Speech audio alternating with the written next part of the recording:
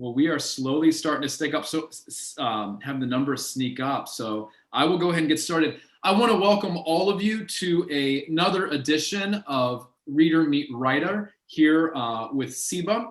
SIBA stands for the Southern Independent Bookseller Alliance. SIBA represents just under 700 independently owned bookstores throughout the Southeast. And perhaps one of those independently owned bookstores are the reason that you are here tonight. Perhaps you've been a longtime fan of Allan Gurganus's work, and perhaps you found out about this event because you follow one of your favorite bookstores online, or you masked up and went into the store and saw a poster or a flyer.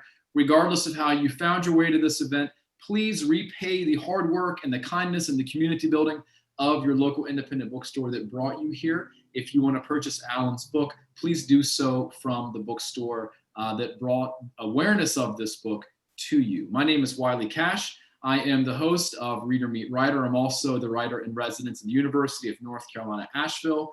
And like our guest, Allan, I am a North Carolina writer and proud to be so.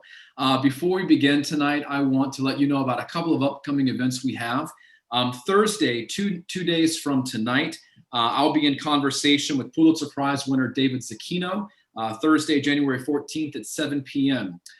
David Zecchino's book, Wilmington's Lie, is about the racial massacre, the coup d'etat that occurred in Wilmington, North Carolina in 1898. And in a day and age when we unfortunately have an attempted coup at our nation's capital, I think this is a timely and an important read. So please join me Thursday night, 7 p.m. With David Zecchino to discuss Wilmington's Lie, the story of the only successful government coup in American history. On Tuesday, February 9th at 7 p.m., I'll be with Ariel Lawhorn, whose novel Codename, I looked up how to pronounce this name, Codename Helena, tells the thrilling story of socialite spy Nancy Wake, one of the most decorated women in World War II. And Ariel and I have been friends for a long time, so that'll be a fun event as well.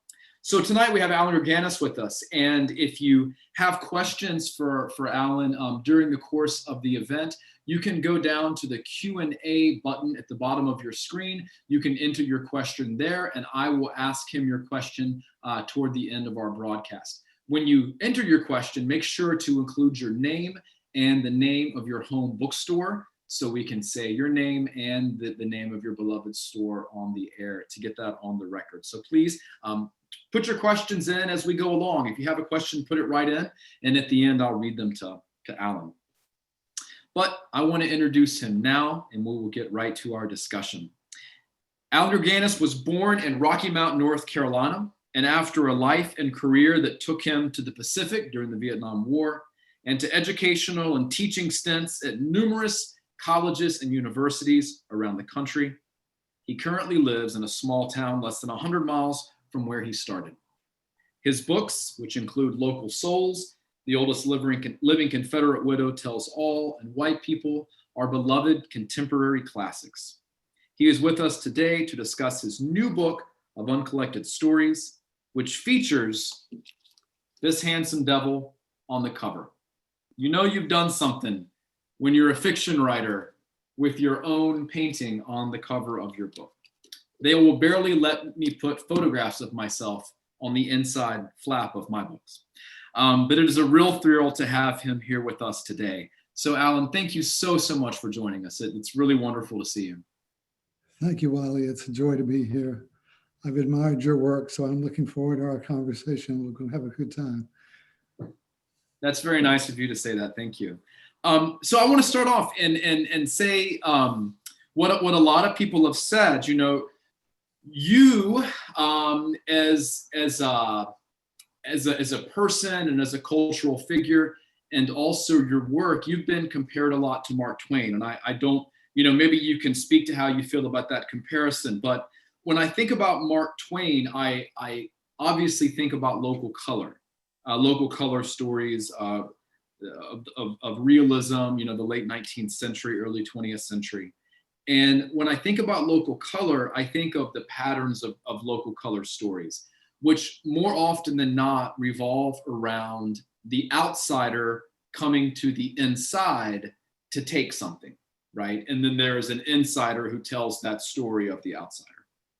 Um, and the first story in the collection, which I think is the most recent story, The Wish for a Good Young Country Doctor, it follows that theme. We have this young grad student traveling around and purging Americana from local junk shops. He's not from the area, and he's certainly passing judgment on the people he's seeing, the kinds of homes and businesses he's encountering, the kind of artifacts that he's looking for.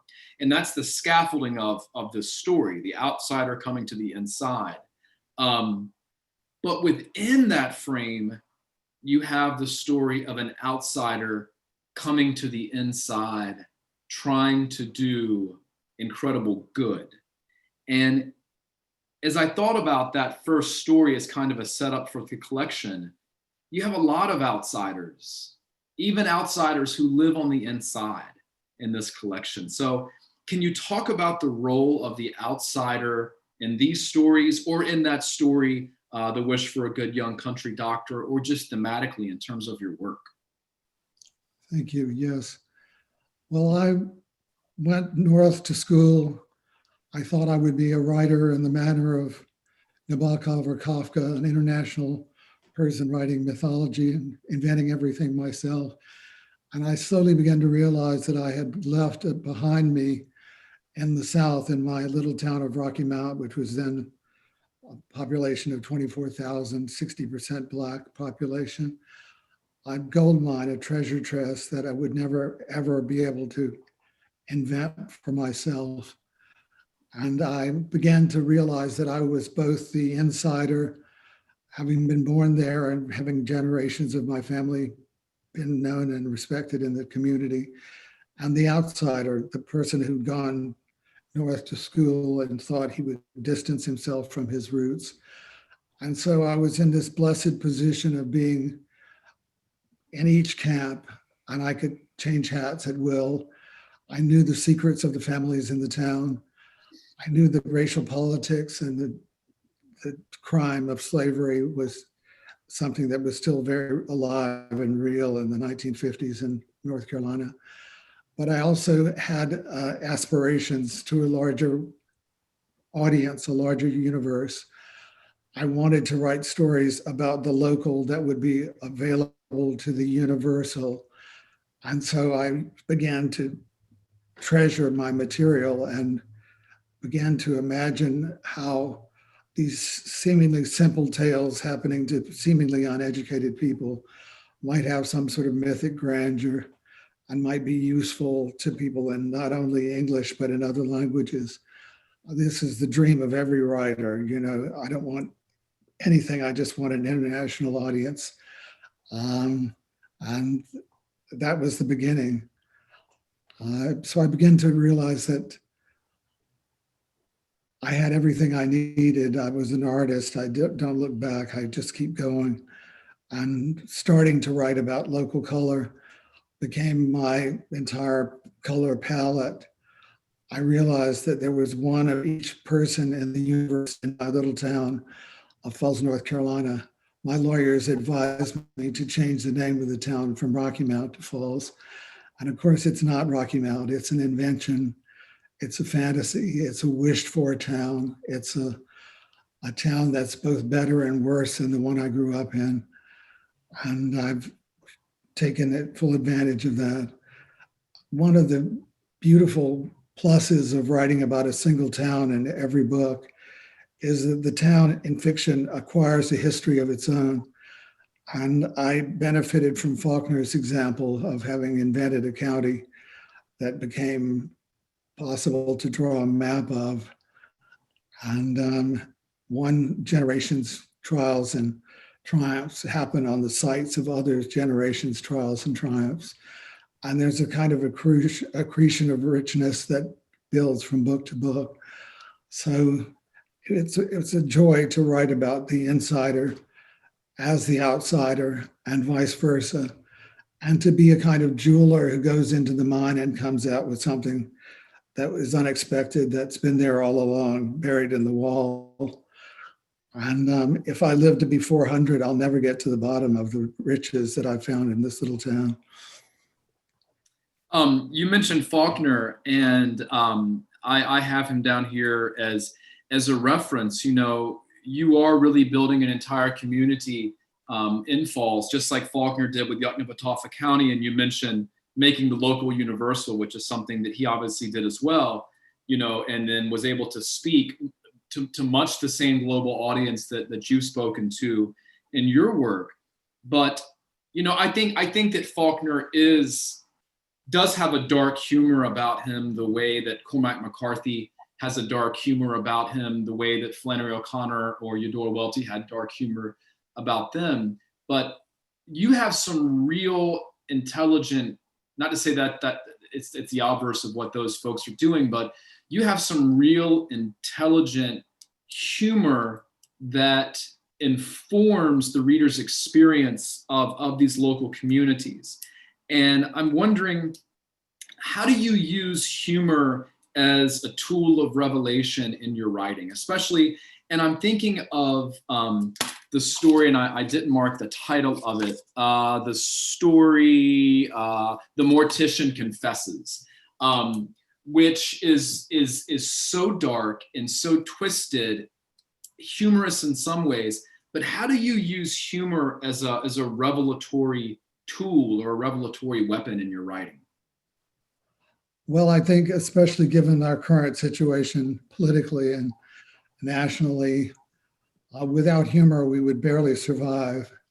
Just one issue of the New York Times is enough to sink you forever and think that the world is full of only corrupt and crazy people. So humor is a necessity of life, in my opinion. And I think humor is one of the tools that you need if you live in a little town. You have to see the same people doing the same things over and over, making the same mistake, marrying husband number 16, and drinking, you know, thinking they're drinking in secret while everybody in the town knows better. These are the things that make it possible to survive with repeated patterns. And for me, comedy is a given. I mean, I think of myself as a comic writer. Now I'll be a college professor and point out that the word comedy is based on the word kamos, which means a village pageant or play. So that's my source. One person alone can be a tragic figure, but you get 6 or 7 other people putting together a bridal shower or trying to christen a baby or trying to sell a used car, and comedy is a result. And this is what's so marvelous, I think. You know, Jesus said, wherever 2 or 3 are gathered together in my name, and the same can be said of comedy. I think you get Laurel and Hardy both trying to move a piano up a great flight of stairs, and you've got a situation that is endlessly permeable and hilarious and ultimately human. It becomes more than the sum of its parts and becomes the heroism of any task that has been assigned any person. So I think there's something forgiving in humor. There's something discharging of energy and negative tension in laughing with and at and for other people. I don't think of myself as being contemptuous of my characters. I feel like the adoption agency for all the losers in the town. I want to be the village explainer of the village and give them a fair break and say why this man never finished medical school and why this guy is working at the service station when he has an IQ of 186. And conversely, why the doctor has a drug problem, and on and on and on. It's endless. And I've written about the town for so long now, Wally, that I literally have houses imagined. And when I finish a story about one house, I imagine walking to the next house and knocking on the door, and somebody answers the door. I don't know who that person is, but I know what they look like, and I began to write about them. So I recommend to your writing readers and your reading writers to invent a town of their own and benefit from the bounty that they'll find waiting for them there. Whenever you knock on those doors, do the people in the town ever recognize you and slam the door in fear that you're going to write about their story, even though they're fictional? Do they ever not want you to come in? They think I'm an encyclopedia salesman. um, you know, I've had some friends who are now published writers who have studied with you during one of your stops at, you know, whatever university, whether it be Iowa or somewhere else. And I'm thinking about what you just said about, you know, the comedy of local pageantry, the simple act, or what should be the simple act of a bridal shower or christening a baby or selling a used car, and how, you know, you can look at these everyday occurrences in small town North Carolina or small town Iowa or wherever, and really dig into a revelatory human experience. When you're teaching, do you encounter beginning writers who are overwhelmed by the palette of opportunity in the world in which they can write about? And do you ever encourage them to look back and to kind of look down at the earth they come from? Is that something you find yourself doing, given your own writing journey? It's great advice. It's very important to say, I know you want to be in Paris or Berlin, you know, sipping Frappuccino with your glamorous friends and so forth and so on. And I know that's where you want to wind up, but you'll only get there if you look around from where you've started and realize where you've come from.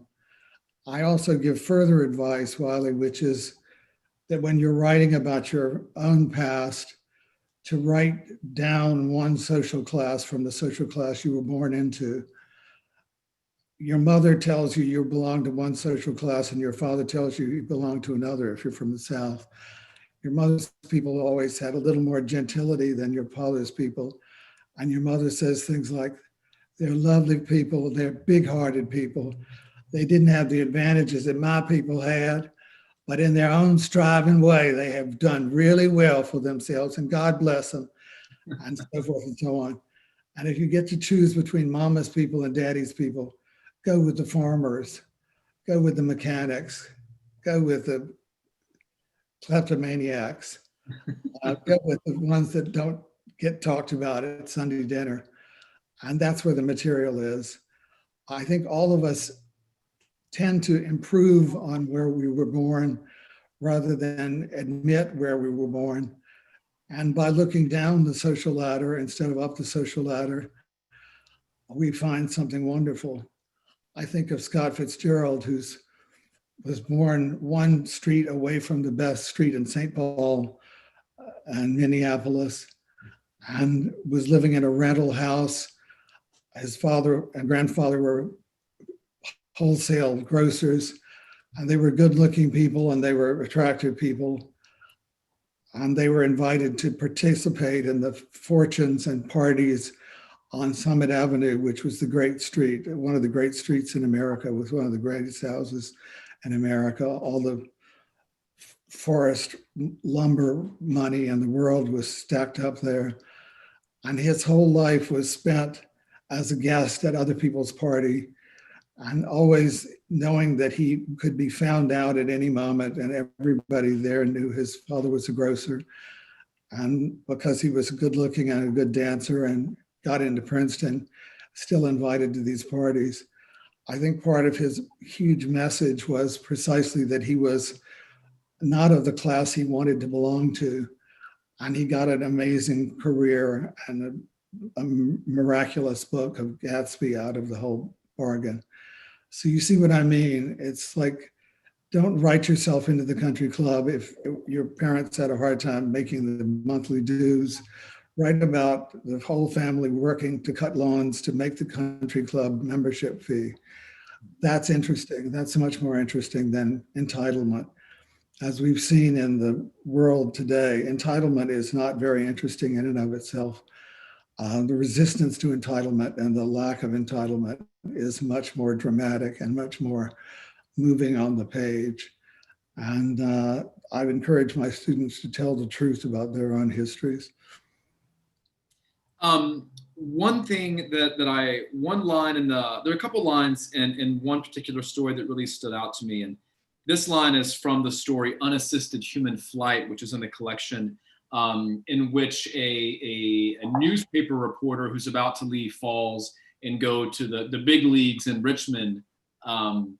He's writing about the story of a little boy who may or may have taken flight in a tornado or in some kind of phenomenon.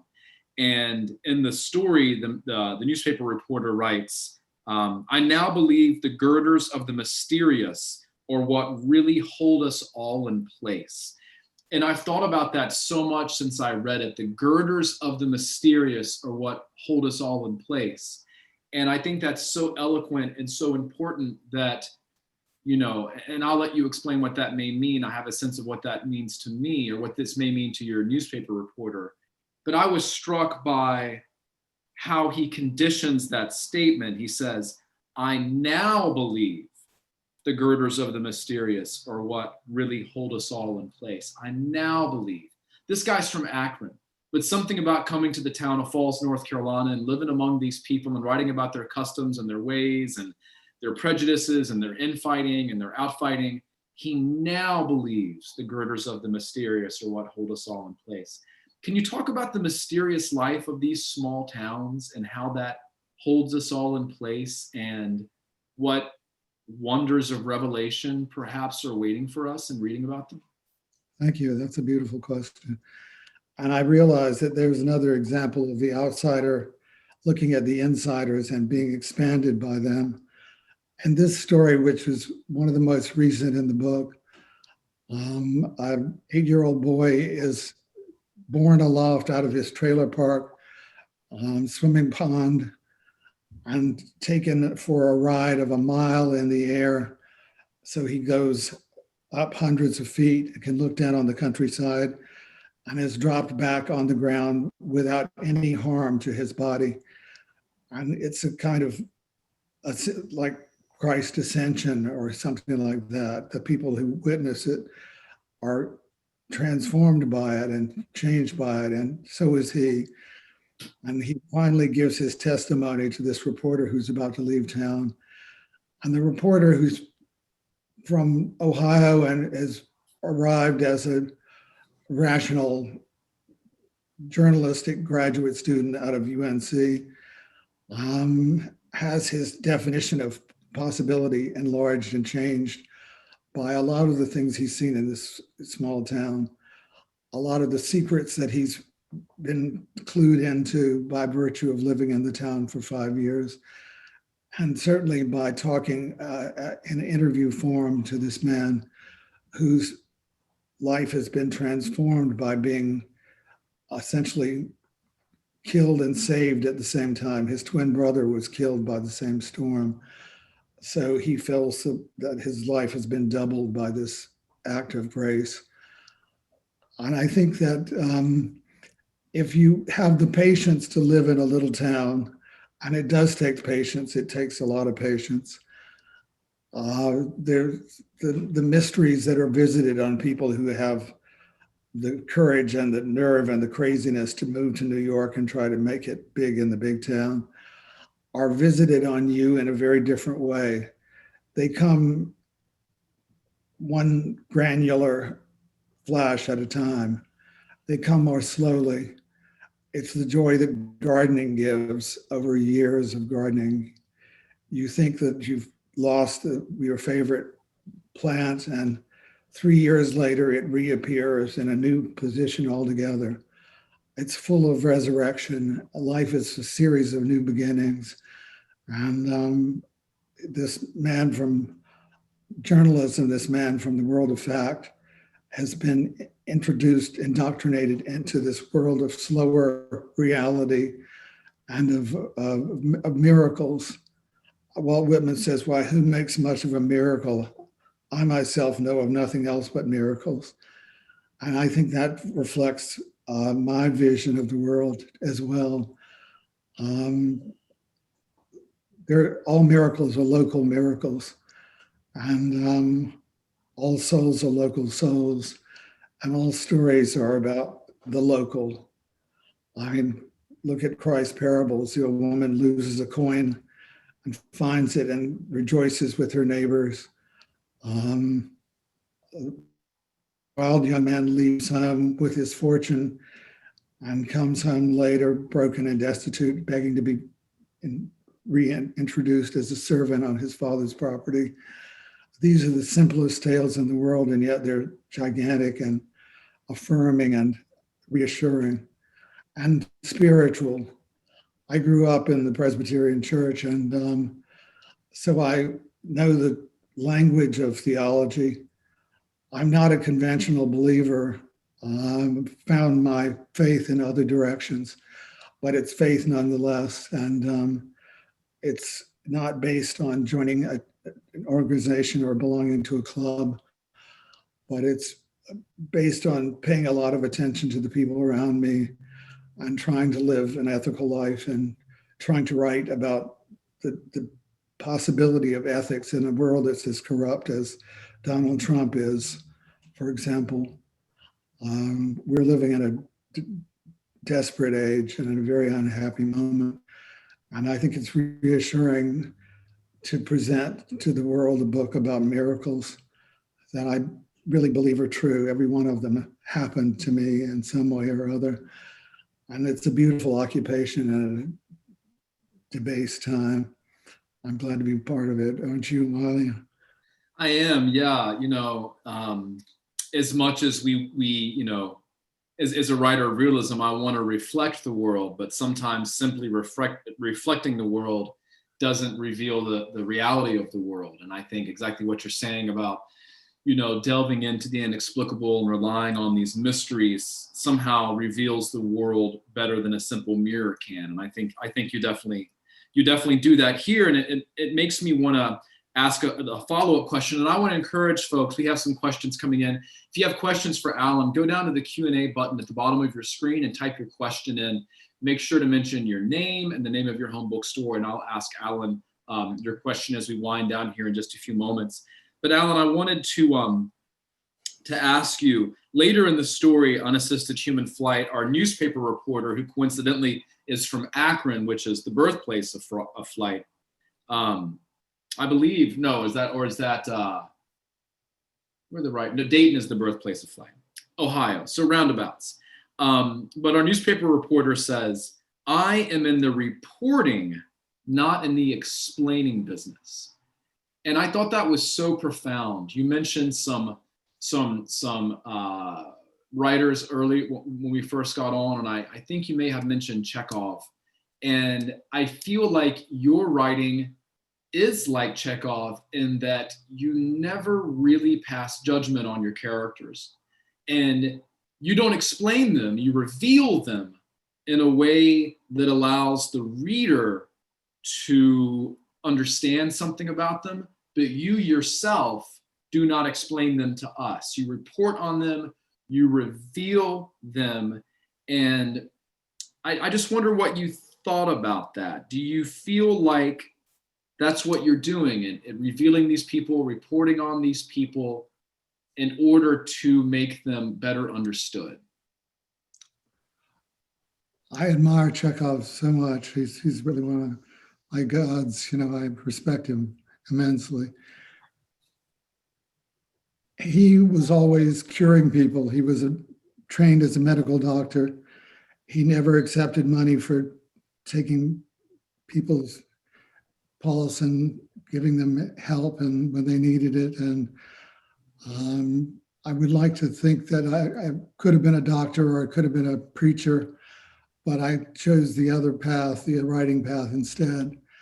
I'd like to think I'm a good diagnostician. I like to think that I can see what people can and cannot do or would not do.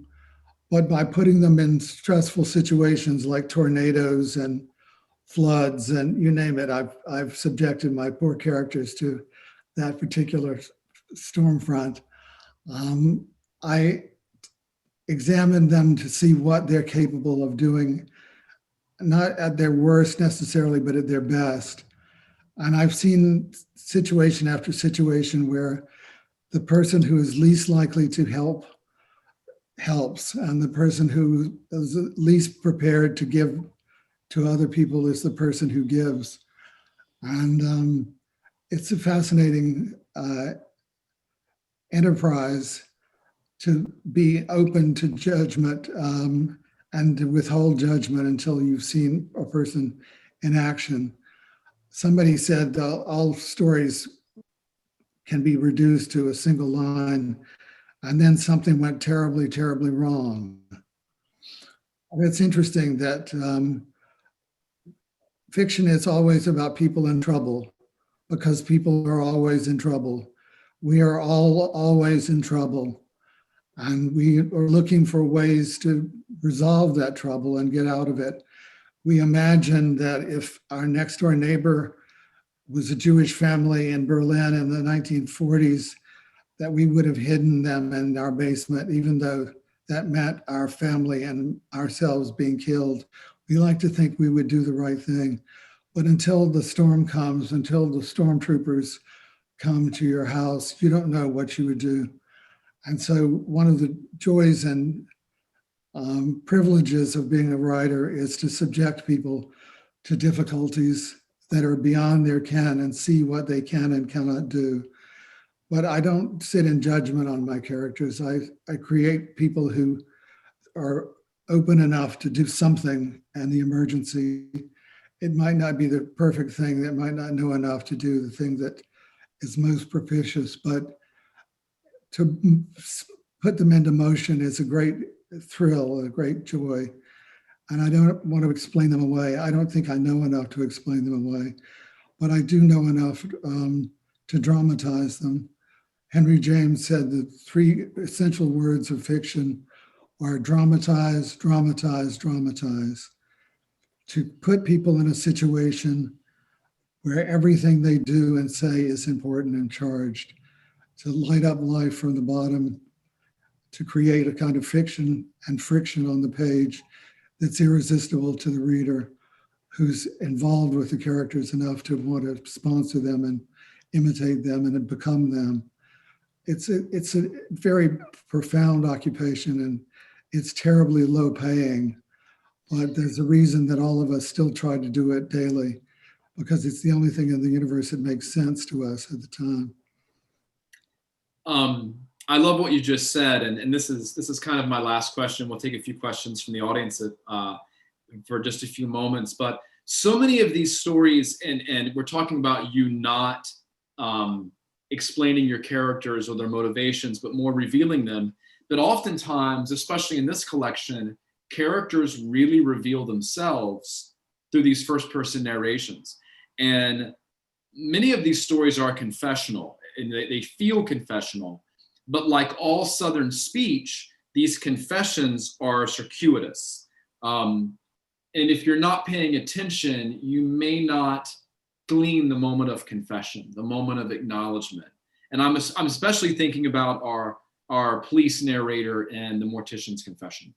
So what do you think about your writing, your characters' acts of confession, and how do you use that Southern pattern of circuitous storytelling? You know, nothing is ever linear. Everything circles back. There's constant asides. There's constant looping back. There's all these plates spinning of these different ideas and themes while the narrator is narrating.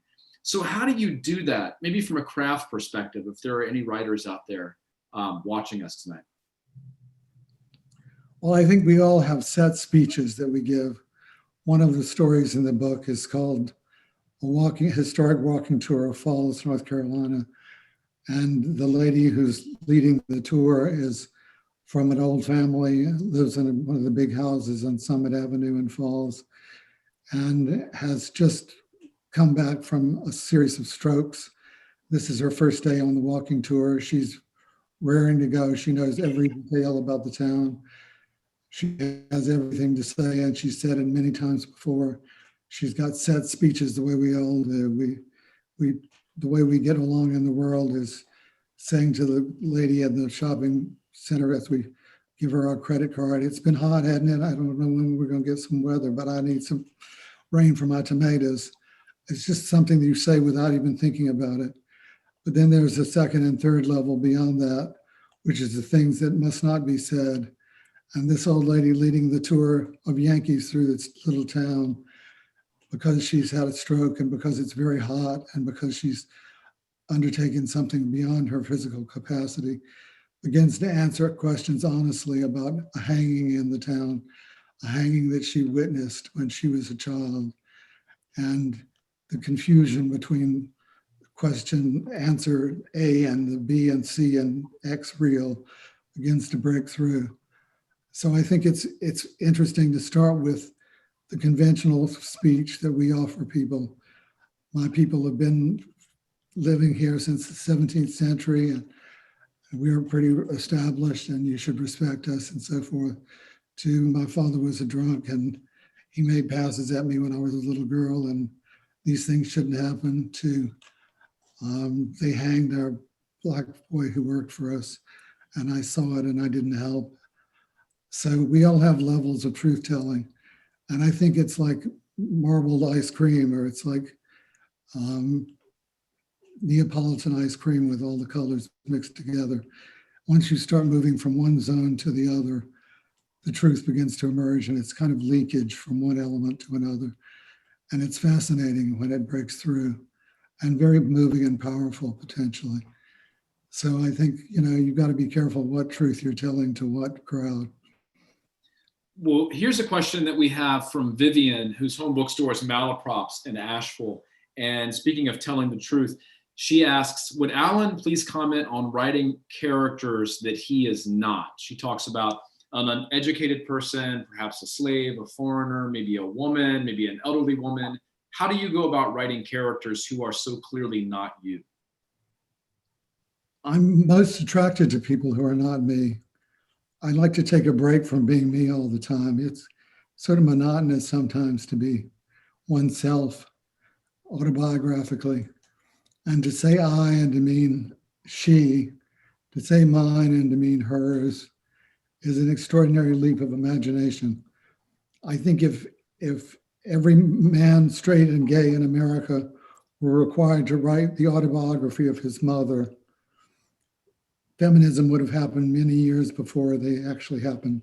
The vote would have come before 1920, because the understanding of how difficult it is to live that life and to be assumed is something that you only feel when you're speaking in that voice as that person. I spent 7 years writing Oldest Living Confederate Widow, and it was very hard to give up the voice once the book was finished, because I thought so completely in her terms that I couldn't get out of her diction. I couldn't get out of her point of view, and it was radicalizing. It was powerful. So I would encourage the writers in the audience to undertake a person as unlike themselves as possible. Some people say you should write about what you don't know, and some people say you should only write about what you know. But I think to write about what you know you don't know is probably the right idea, to move to that zone where you feel most uncomfortable. It's human after all, and we're all human. We all belong to the same species.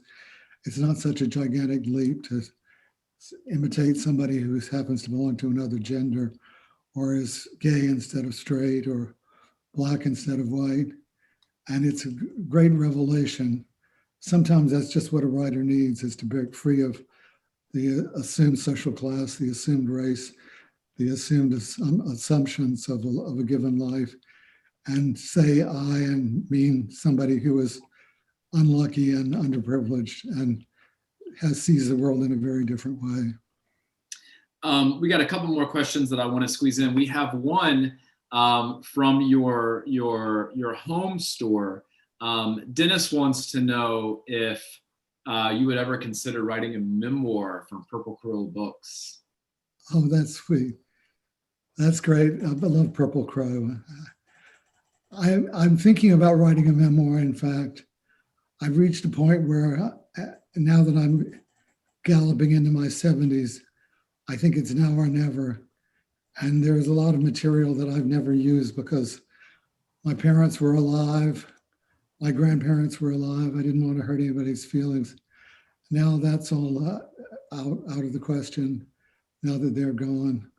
And I think there are certain truths that it would be fantastically interesting to write, just as a testimonial to what it was like living in a small town in North Carolina in that period, and to try to write it honestly. My grandfather was a businessman in town, but he also had a farm. So I got the benefit of having a farm and suburban life and a town life at the same time. And writing about the Navy is something that I haven't really done before. But the war in Vietnam is something that's informed all my other work, but I've never treated it directly. It was a painful time, but I think now it's now or never. So I think that's on the horizon. So thank Dennis for suggesting it. I appreciate that.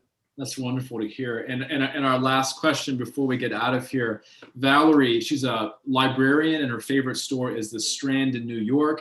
She says the cover is gorgeous. How did the cover come about? Can you tell us the backstory of the painting? Thank you. I have a very gifted friend who lives in Mebane, North Carolina, named Roger Hale. And I was at his house one afternoon, just as the sun was setting. And he's like all photographers. He has cameras in every desktop and tabletop in the house. And I was sitting waiting for him to finish cooking dinner, looking out the window in the sun, just as the sun set. And he just snapped a picture of me. And that's the picture on the cover. So it's a photograph that he then ran through some mysterious computer contraptions that made it look painted. But it's actually me in my real summer hat, not in the studio at all, but just waiting for dinner. And I think it has a kind of truth. I sent it in as a little picture in the back of the book, but my publisher decided to put it on the cover. So it's I guess it's, you know, fools' names and fools' faces always appear in public places. What I look like, as you can tell. So there it is. Well, I don't think that's true in this case. I think you are a national, international treasure that we're very lucky to call a North Carolinian, Allan. So thank you so much for spending the evening with us. I really, really appreciate it. And this is just a wonderful collection of stories. So thank you for joining us. It was my pleasure all the way. Thanks so much, Wally. Of course, yeah. And everybody, have a great night. Thank you all so much for joining us. Please support these independent bookstores that invited you here tonight. You know, purchase Allan's book or whatever books that you want in your future from the independent bookstores in our community. They are the very lifeblood of our democracy and our cultural and civic well-being. So join us Thursday night for David Zucchino, Pulitzer Prize winning author of Wilmington's Lie. Right here, 7 p.m., we'll talk about the only successful coup in American history, including the one that was attempted last week. So please join us. And once again, Allan, thank you so much for being here. Good night, everybody.